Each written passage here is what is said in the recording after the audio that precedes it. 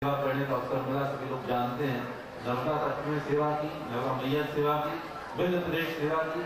उसका परिणाम ये हुआ कि मुझे हिमाचल प्रदेश की सेवा करने का अवसर मिला और हिमाचल प्रदेश सेवा की तो मुझे कैलाश पर्वत के दर्शन करने का लाभ मिल चुका है। ये मैं आपको सूचित करना चाहूँगा। इस प्रकार से सेवा करते करते निरंतर उन्नयन हो रहा है। एक बार नर्मदा जयंती पर कार्यक्रम हुआ। लोगों ने पूछा नदी प्रदूषण रोकने का कोई उपाय बताइए।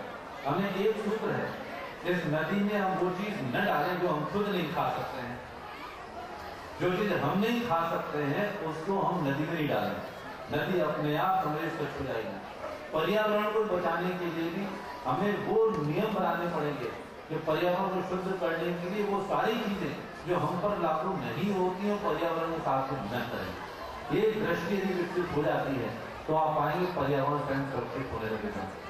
बंधु, बातें हम बहुत करते हैं, बड़े बड़े भाषण देते हैं, बड़े बड़े प्रवचन देते हैं, बड़े शोध पत्र लिखे जाते हैं। तो सेमिनार अर्थ समिट से लेकर के कोपेनहेगन तक और सिंगापुर से लेकर सिंगरौली तक न जाने कितने परिसंवाद होते रहेंगे। इन परिसंवादों से पर्यावरण नहीं बचने वाला है। पर्यावरण बचेगा कुछ अपने ऊपर कारगर नियम लागू करने और नियम ये लागू करना है हम यदि पर्यावरणीय तत्वों का उपभोग कम से कम कर सकें, जिनसे पर्यावरण का संकट उपस्थित होता है उसका उपभोग हम कम करें और पर्यावरण तत्वों से उपभोग वस्तुएं बनी हुई हैं उनका उपभोग कम करें। यदि उपभोग कम करके आवश्यकता अनुसार उत्पादन का कोई क्रम बनाते हैं तो उससे लगता है कि हमारा पर्यावरण बच सकेगा। बहुत अच्छा श्लोक ईशावास उपनिषद होता है। हमारे उपभोग करने के लिए कहा यह कि त्याग पूर्वक उपभोग। ईशावास में तुम सर्व चिंतित जगत तेन त्यक्तेन वंचिता मां क्रोधः कस्य धनम। त्याग पूर्वक उपभोग करने की बात भारतीय संस्कृति उनको सिखाती है। वहां त्याग करके उपभोग करने की कोई बात नहीं है।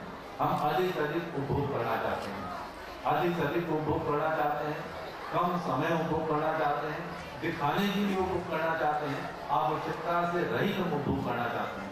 हमें ये जो मॉडल है इसको परिवर्तित करके जितनी हमारे लिए आवश्यकता है उसका हम उपभोग करें।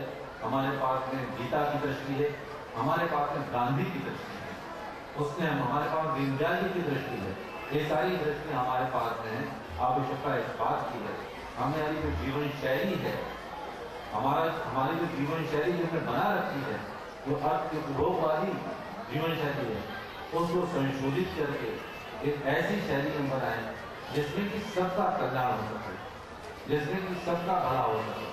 जब सबकी बात आती है तो मानव सबकी जब बात आती है तो काल का जो क्रम है वो भी टूटता है। ये नहीं कि पहले ठीक था, आज ठीक हो सकता है, तो आने वाले समय में बहुत खराब होगा, तो उसकी चिंता आने वाले समय की जो चिंता करेगा वही वास्तव में कालजी होगा, वही सही मायने में सही चिंतन हो सकेगा। आज के इस परिसंवाद में सिंगरौली के आसपास के जो समस्या यहाँ पर पहुंचने वाले हैं, शासन ने प्रदूषण नियंत्रण प्रमंडल बनाए हैं। प्रदेश में भी, केंद्र में भी और स्थानीय स्तर पर भी उनके नुमाइंदे बैठे रहते हैं। लेकिन न केवल प्रदूषण नियंत्रण प्रमंडलों से बल्कि किसी भी सरकारी संस्था के नियंत्रण से बात नहीं बनने वाली। जो संवैधानिक नियंत्रण होते वो मात्र दिशा दिला सकते हैं। यदि आप उनसे चाहें कि सारी चीजें ठीक हो जाएंगी तो उनसे ठीक नहीं होगा, इनसे अपेक्षा करना बेकार है। आवश्यकता इस बात की है हमें स्वयं जिस प्रकार का वातावरण यहाँ बना हुआ है हमें एक सामाजिक जागरूकता बनानी है। उस जागरूकता को लेकर के कुछ हमारे प्रतिनिधि हैं, गोविंद मिश्रा जी प्रभृति लोग, ये सब इकट्ठे होकर के इनको पूरे के पूरे विकास के बारे में कुछ सोचें। और जब वो चिंतन हमारा वैसा हो जाएगा जिसमें कि स्वतः संपोषणीयता सस्टेनेबिलिटी जो जिसमें जुड़ी हुई है, तो फिर कोई किसी प्रकार की समस्या नहीं होगी। उद्योग हमारे यहाँ पहले भी थे। उद्योग किस प्रकार से थे? उद्योग जो कि हमारी संरचना, हमारी संस्कृति के अनुरूप हुआ करते हुए उद्योग थे, जिसमें कि सबका संपोषण हुआ करता था। आज उद्योग है हमारी सभ्यता संस्कृति और संरचना से मेल नहीं खाती। इसलिए उद्योग प्रगति कर रहे हैं और पर्यावरण पीछे चलता जा रहा है। हमें पर्यावरण मैत्री औद्योगिक नीति बनानी है, औद्योगिक योजना बनानी है, जिससे कि हमारा उद्योग बढ़े, लोगों को रोजगार मिले, लोगों को आय बढ़े, लोगों को उपभोग करने की सारी वस्तुएं मिले, लेकिन साथ ही साथ पर्यावरण का संरक्षण भी हो सके। मुझे यहाँ पर बुलाया अश्विनी दुबे ने, और अश्विनी दुबे जैसे विद्यार्थी होते हैं तो शिक्षक का भी सम्मान बढ़ता है। शिक्षक अभी तक शिक्षक या विद्यार्थी, आज के विद्यार्थी शिक्षक को मानते नहीं। हम तो धन्यवाद देंगे अश्विनी को, शिक्षक को मानते हैं, सम्मान तो करते हैं। मेरा बहुत बहुत आशीर्वाद अश्विनी दुबे के प्रति है, और उमेश दीक्षित जैसे फायर जर्नलिस्ट, जिन्हें कहता हूँ कि अग्नि पत्रकारिता करने वाले लोग, ऐसे लोग हमारे मित्रों की श्रेणी में हैं। मैं उनको भी बहुत बहुत आशीर्वाद देता हूँ, बधाई देता हूँ, और इस प्रकार का आयोजन निरंतर करते रहें। और मैं आपसे ये कहता हूँ कि मैं यहाँ पर गेस्ट भी हूँ और होस्ट भी हूँ। होस्ट इन द सेंस कि इस क्षेत्र में रहने वाला हूँ, और गेस्ट और होस्ट भी मिला के कोई शब्द जो ठोस बनता है, और ठोस माने होता है धूल। जैसे मेरा शरीर जो है यहाँ से मध्य प्रदेश हटकर हिमालय को चला गया है, क्योंकि हमारा भूत जो है यहीं पर ही मराता रहता है, और उस भूत को जिंदा रखते हैं आदरणीय उमेश दीक्षित से बड़ा योगदान है। अपने अखबार में छापते रहते हैं, मुझे बहुत अच्छा लगता है। आप बहुत बहुत आशीर्वाद, आप ऐसे जनरेटर प्रवेश करते रहें, बंदे ही माना। जोशी वाजपेयी साहब का स्वागत करें, एक बार पूरे तालियों की गड़गड़ाहट से हमारे वाजपेयी साहब का स्वागत करें। बहुत बहुत धन्यवाद सर, बहुत बहुत धन्यवाद। हमें गर्व है आप पर, मुझे गर्व है आप पर, समाज को गर्व है आप पर, हम सबको गर्व है आप पर कि आपने इस क्षेत्र में शिक्षा का, जितने भी शिक्षा माफिया थे जिस समय आप कुलपति थे, उन सारे शिक्षा माफियाओं का माफिया राज खत्म कर दिया था। इसलिए आपने शिक्षा को एक नई दिशा दी। सिरौली को, रीवा को, सीधी को, बैरन को, मोरवा को, हर जगह को आपने एक नई शिक्षा दी। इसलिए आप हमारे गौरव हैं, आप हमारे गौरव हैं। मैं हमारे बीच में काफी दूर से चलकर आई, जो शायद अगर मैं कहूं कि 2 दिन का समय लगा उन्हें यहां पहुंचने में। समाज सेविका, आम लोगों में लोकप्रियता बहुरानी के नाम पर बिहार राज्य बाल संरक्षण आयोग की सदस्य और बिहार के प्रतिष्ठित राजघराने से ताल्लुकात रखने वाली श्रीमती अपर्णा सिंह जी हैं। इनका कार्य मैं आपको बताऊं, गरीब लड़कियों की शादी करवाना, पौधे लगाना, पीड़ितों को न्याय दिलाना, गरीबों को चिकित्सा सुविधा दिलाना, शिक्षा व स्वास्थ्य के प्रति जागरूकता लाना, पंचायत लगे विवादों, पंचायत से विवादों का निपटारा करवाना, तंबाकू, बीड़ी, सिगरेट, शराब, गुटखा, जुआ के प्रति सचेत करना, अग्नि व बाढ़ पीड़ितों के बीच, क्योंकि जिस जगह से ये हैं, पूर्वी चंपारण का वह एरिया जहां पर सिर्फ अग्नि, आग या कभी हवा अगर चली, इतनी तेज हवा रहती है, वहां पर नेपाल के बॉर्डर पर लगा हुआ है, तो घर के घर जल जाते हैं। उस समय मैं जो इनके बारे में इंफॉर्मेशन उस समय ले, क्योंकि मैंने सेलेक्ट किया कि ऐसे किसी व्यक्ति को बुलाना है जो समाज सेवा से लगा हुआ हो, तो मुझे लोगों ने बताया कि साहब यहाँ के जो राजघराने के बहुरानी हैं अपर्णा सिंह जी, अपर्णा सिंह जी अपने घर में जब यहाँ लोगों के घर चलते हैं, गरीबों को, अपने महल में लोगों को लाके रख लेती हैं, और इनका घर उस समय आरामगाह बन जाता है। अपने घर में लोगों को खाना देती है, अपने घर के बर्तन देती है, घर के कपड़े देती है। ऐसी महिला, ऐसी शख्सियत हमारे बीच में ठाकुर टोडर सिंह जी की पत्नी है। सकारात्मक कार्यों से समाज में सकारात्मक बदलाव लाने के लिए प्रयत्नशील हैं। ऐसी अपर्णा सिंह जी हमारे बीच में बैठी हुई हैं। मैं जो कवियत्री भी हैं, इनकी कविताएं भी हमें किताबों में अपर्णा के नाम से मिल जाएंगी। मैं उनसे आग्रह करता हूं कि आप इस जिले में यहाँ के लोगों को, यहाँ के बच्चों को एनलाइटन करें, मैम, यहाँ के लोगों को एक नई दिशा दें। ऐसी अपर्णा सिंह मैडम का मैं आपसे आग्रह करता हूँ, आज बताएं। ये अभिलाषा हम सबकी प्रभु की पूरी हो।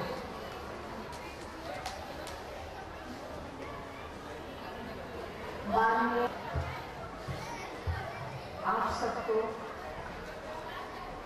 सिंगरौली में जहाँ जहाँ भी पूज्य स्थान है, उन स्थानों को जितने जीव यहाँ हैं, दृश्य रूप से अदृश्य रूप से, उन सबको मैं तहे हृदय से वंदन करती हूँ। हमारे मीडिया भाई, हमारे छोटे बच्चे लोग बैठिए, आप लोग से मुझे बात करनी है। अभी तक बहुत सारी बातें हुई, लंबी चौड़ी बातें हुई। हमारे बच्चों को पता नहीं समझ में आया या नहीं समझ में आया। इन सब बातों का एक सार मैं एक छोटी सी कहानी के जरिए बताना चाहूंगी, कहना चाहूंगी।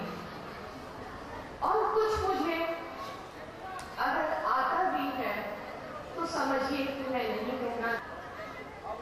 तो मैंने बचपन में जो कहानी सुनी थी वो मेरे जीवन को अभी तक मार्गदर्शन करती रहती है। और मैं चाहूंगी ये छोटी सी कहानी हमारे छोटे बच्चे और हमारे बड़े बहुत ध्यान से सुनेंगे। एक जंगल में आग लगी थी और बहुत ज्यादा लगते थे।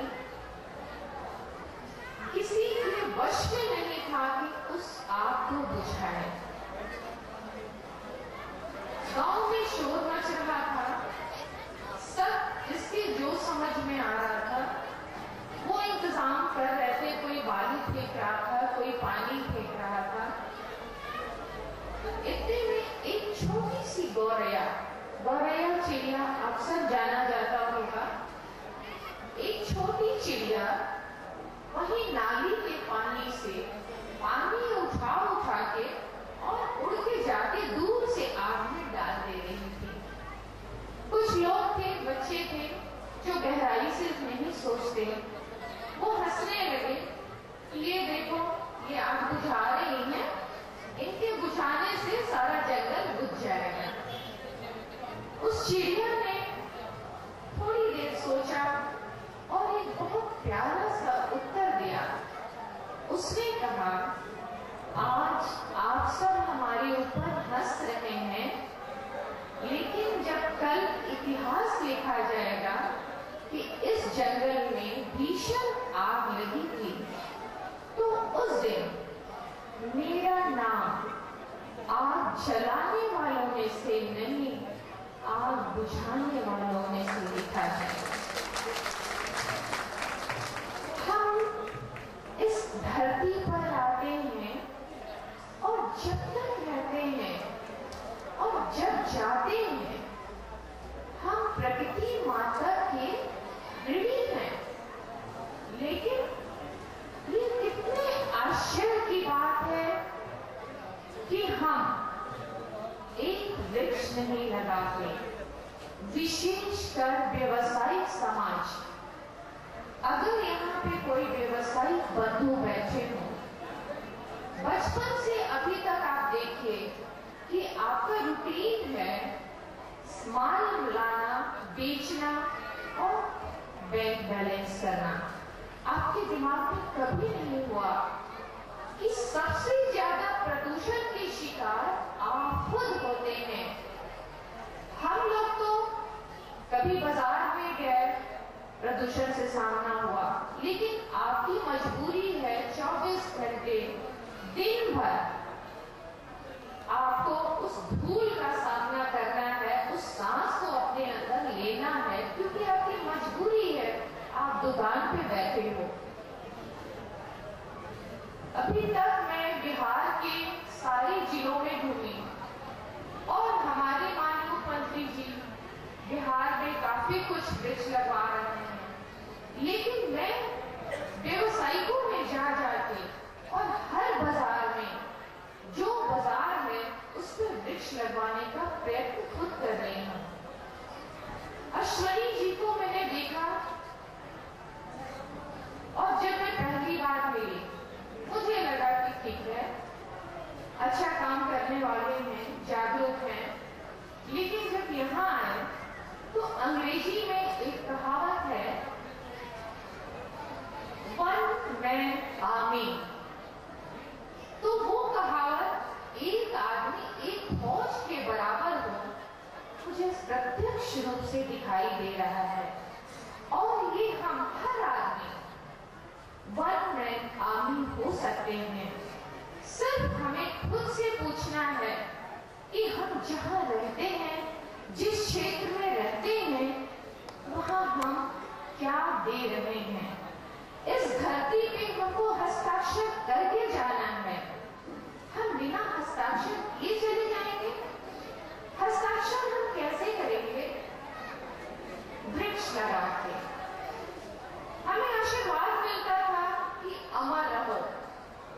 हमारे पूर्वज हमें आशीर्वाद देते हैं, गुरुजन देते हैं, लेकिन थोड़ा सा हम ध्यान दें तो ये अमर रहो आज भी प्रत्यक्ष रूप से है। अगर हम एक वृक्ष लगाते हैं तो उस वृक्ष से बीज होता है, वो गिरता है, फिर दूसरा पौधा शुरू होता है, और ये कदम से कदम मिला के काम करें। हम आज के दिन जो जागृति फाउंडेशन का दिन है, हम जितने बैठे हैं दिल पे हाथ रख के सच्चाई के साथ हमारे साथ संकल्प करें कि वो यहाँ से जाने के बाद हर फाउंडेशन डे पे महीने के 30 तारीख को, और हम जो शादियों में जाते हैं, जन्मदिन में जाते हैं, विद्यालयों में किसी ऑकेजन में जाते हैं, तो उन उत्सव में हम एक एक पौधा अपने प्रेजेंटेशन के साथ प्रेजेंट करेंगे। ये आप हमसे आज संकल्प करें और हमसे वादा करें कि ये काम हम जरूर करेंगे। हमसे हाथ उठा के आप संकल्प करें कि आप लोग नहीं करेंगे, वृक्षारोपण नहीं करेंगे, किसी भी उत्सव में नहीं डलवाएंगे। हम सब संकल्प करें। जी धन्यवाद। इस तरह से हम वन मैन आर्मी हो सकते हैं। हम स्त्रियां, हमारे में 9 शक्तियां हैं जो प्रकृति ने हमें दिया है। उन 9 शक्तियों को हमें जगाना है, उनका सदुपयोग करना है, ना कि दुरुपयोग। शिक्षा हमें प्राप्त होती है। शिक्षा का मतलब है अपने संस्कार की नींव को मजबूत करना।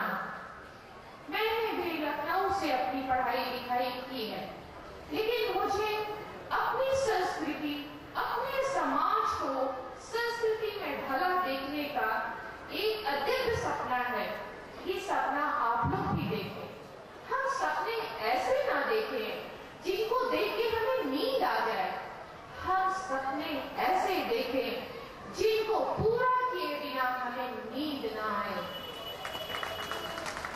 फूलों